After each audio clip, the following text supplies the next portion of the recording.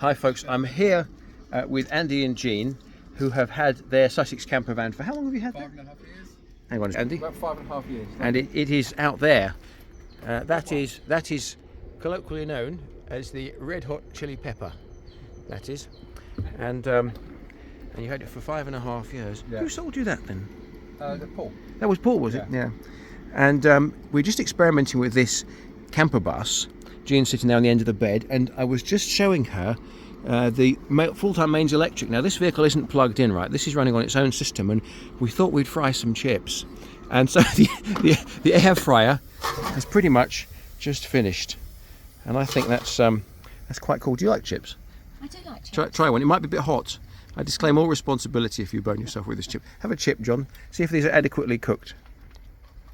These are cooked. They're looking good, aren't they? Yeah. Yeah, right. So we actually think we're coming to the conclusion that the air fryer is the way forward with a all-electric camper van.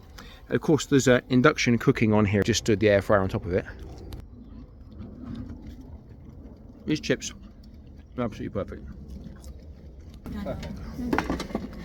So, folks. It's a really good idea. So you're thinking about whether upgrading from a camper car NV200 to this NV350 CamperBus is for you. What are the pros? What are the cons? It's longer internally, and the bed space is about 3 inches wider, which suits our needs. Right. It means we can have the bed out.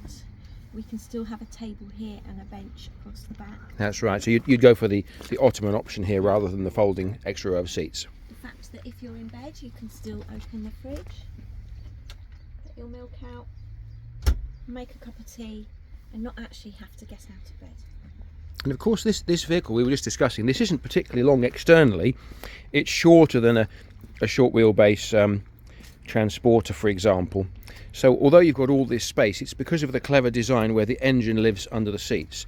So what they used to call forward control, it means that the overall vehicle is still short and small to park. And it's actually quite a bit narrower than a European supplied vehicle like a Traffic or a Transporter, which makes it easier to park as well, and great for going around Devon and Cornwall and things like that.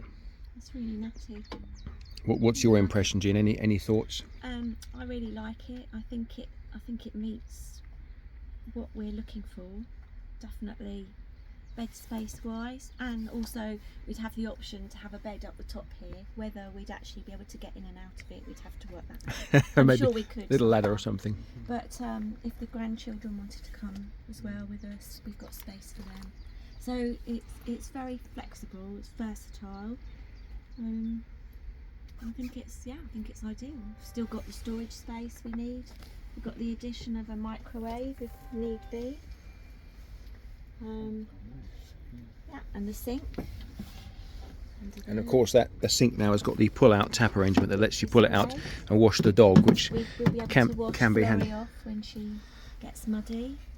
So yes, I think it's great. And there's room for a toilet under the bench at the front. Absolutely, yeah. Yeah. So it could be the logical upgrade for you from a NV200. Yes. Certainly harmless. Let's finish the chips, shall we?